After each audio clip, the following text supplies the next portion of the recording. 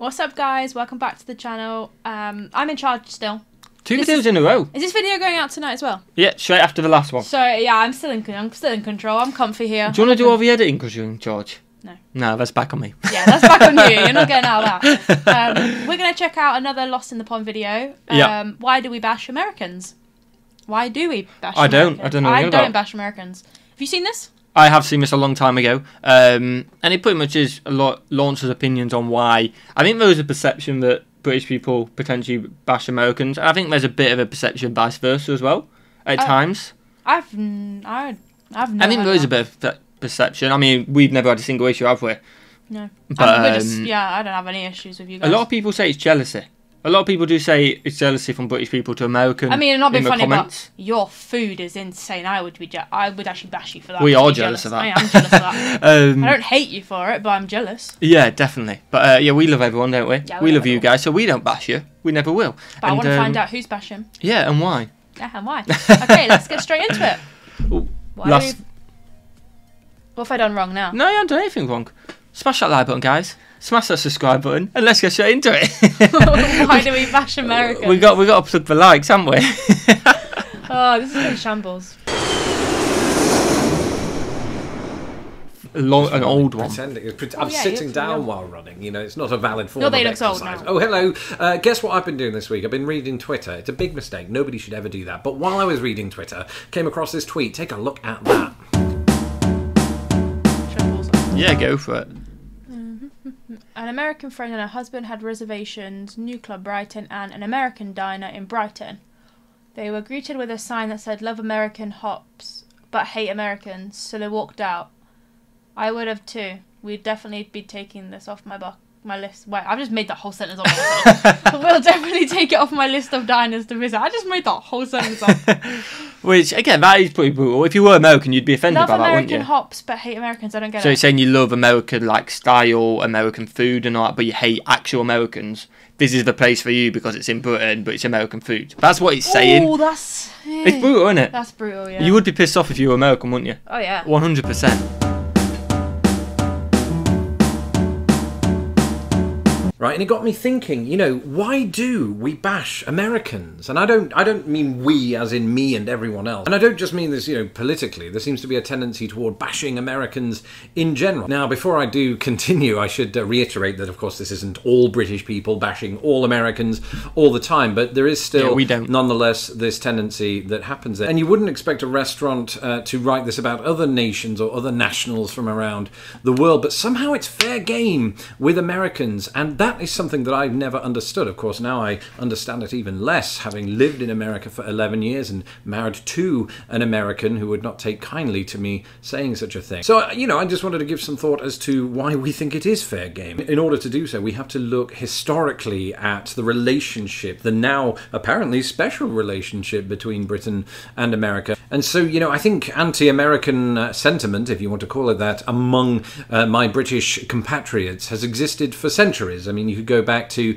the early colonization of what is now the United States. Even after that, take, for example, Samuel Johnson, the inventor of the original English dictionary in Britain. He was the precursor, I suppose, to Noah Webster in that sense. And, you know, he had quite a strong anti-American sentiment to him. He's the very man, in fact, that said, "I am willing to love all mankind except an American," and that's not all he said. I mean, that's not where it stopped. That's a bit brutal. That is brutal, and I'm guessing he's quite old because he did the dictionary. So, yeah, I mean, he must have been quite old when he said that. I feel like, thinking about it now, it potentially is the older generation who don't like, let's say, Americanisms. I've had so many times where my grandparents or other people's grandparents have said, "Oh, that's such an American word, why are you saying that?" Yeah, I've had that, actually, thinking about it. People have said, "That's such an American thing, why would you know, like..." Yeah, and they're just kind of stuck in that old British roots, and they're not open to accepting. That rings a bell now. And I don't think, and that kind of makes sense, a little bit of a jealousy, but I don't think it is jealousy. I think it's a case of, because American culture is so prominent in the world, that we've picked it up, we watch a lot of American TV and stuff like that, and it starts flooding into, I guess, British culture. Yeah, we had it. And then they get offended, but not out of a jealous way, it's just they're not used to it.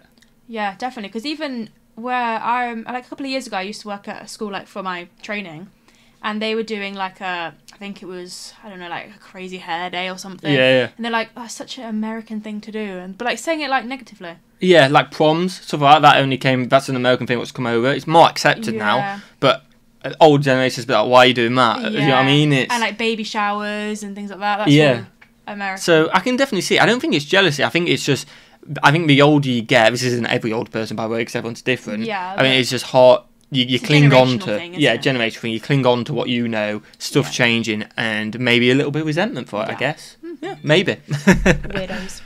Also said by his own choice, this was of somebody who would move to the continent of North America, or just the United States in general. By his own choice, he has left a country where he had a vote and little property for another where he has great property but no vote. And in many ways, that's sort of in line with King George III's idea that as a political entity, America had no hope, that it would go nowhere. And of course, then it did. It became independent from the British. You could almost argue that that may have led to resentment, at least at that very time. I think if you were to talk to British people today, they may not even cite 1776 as a reason for their resentment against Americans, should they have that resentment. And that's quite an interesting point, right? So I'm not sure that all prejudice toward Americans today is even tied to history. In fact, to its detriment, it often ignores it. In the case of language, actually, quite often, as I've pointed out before, we ignore sort of the historical patterns behind language and how Americanisms came about from Britishisms. You know, I've talked before about the word soccer having been coined actually in England, if you want to talk about lexicon. The same is true of certain spellings of words. Let's look at aluminum. We say and write aluminium back in the UK, and you say aluminum here. Well, aluminum was previously in use in the UK and was debated back and forth between members of the science circle there as to which one we should go with. And then similarly, when we're talking about pronunciation, a lot of Americans have a tendency to drop the H on herb, whereas the British tend to keep it, but that was not always the case. We started out by dropping the H on herb because of the French tendency to do so, just as we do. So we confused everything. So we actually ruined it. Of that ilk. But we stopped doing that just because it was becoming quite a class issue. If you were doing that in the UK, you were seen as unintelligent at one point. That memo never got spread over here in the United States. So not that saying it like that is unintelligent, just kind of want to explain it because obviously you guys say it as urban. I basically just called you unintelligent. The way in England you got the kind of like the northern accents for more the working class, miss out the words, they skip the words, more the herb accent. Whereas the southern pronounce it more. So if you heard herb, you'd assume they were northern working class. Yeah, like I pronounce all my T's, all the words correctly. He'll miss out like. I speak a different language. He doesn't speak English, I think. I actually don't think you do speak English. So I can see in England of all places how it could be. Peasant. Oh, you're on one today, aren't you? You wanted to sit in that seat and you didn't go in for whoever you want. I'm so hungry. This should be why does Billy bash James? Should I start now or I got a list? Could be a long video. You're on one. You're on one. Come on, Lawrence, what you got? That's it. And we ignore that fact when we criticise Americans from a linguistic point of view. And that's not where it ends. You could talk about sort of American stereotypes that have emerged. Americans are loud. We've talked about this before, but of course that is quite specific to certain things. And, you know, just as it would be in reverse if we were to sort of stereotype my fellow countrymen for having bad teeth because of the depiction in Austin Powers, for example, not necessarily true of all British people. We do guide a lot of our things based on stereotypes. I'm talking now, of course, about the present day, having talked about the 18th century, but in between that, the relationship between the United States, or at least the political relationship between the United States and Great Britain, has changed, and specifically in and around World War II, when we sort of forged the aforementioned special relationship. You could still find quotes such as this, which was actually not by Winston Churchill. It's often said that Winston Churchill said it. He did not. There's no evidence for it. But the quote came out of somewhere. Somebody invented it. And so I think it's kind of a never-ending thing. But the big question is, why? Why do we bash Americans? We don't do this to people from other predominantly English-speaking countries like Australia or Canada. So we have to look at a couple of things. Firstly, America is a big dog in the world. It's the biggest dog, perhaps, in the world. Has been since World War II. We're very familiar with that idea. So in the present day, if we're ignoring history, as some are wont to do, Are we simply looking at how America is a big dog and applying envy to that? Let's not forget, Britain also thinks of itself as sort of the greatest country in the world. It just uses different terminology. You know, it's very proud of what it's achieved, and rightfully so. I mean, we gave a lot to the world of music. We've given a lot to the world of technology, to the world of sport, etc., etc. And so when another country comes along and does all these things sort of bigger and grander and is itself extremely proud of its effort. You ain't got Adele, though. You are on one. You ain't got Adele, you ain't got One Direction. Well, it was just me sitting thinking, who cares who does it better? I enjoy it all. Yeah, and you're just going at people. You have got the Kardashians, though. I'll give you that. You're right. They got the Kardashians and Beyonce, so really. Perhaps we look at that with a tinge of envy. I'd be lying if I said we didn't. And at the same time, there is respect. I think there is respect back in England for the United States. It's a weird sort of back and forth, a Jekyll and Hyde personality that we have toward America. But some other things, you know, through television and through media, we are granted, or rather given, an idea of what Americans are like. So we'll more than occasionally see news stories like this one. So when we see news reports like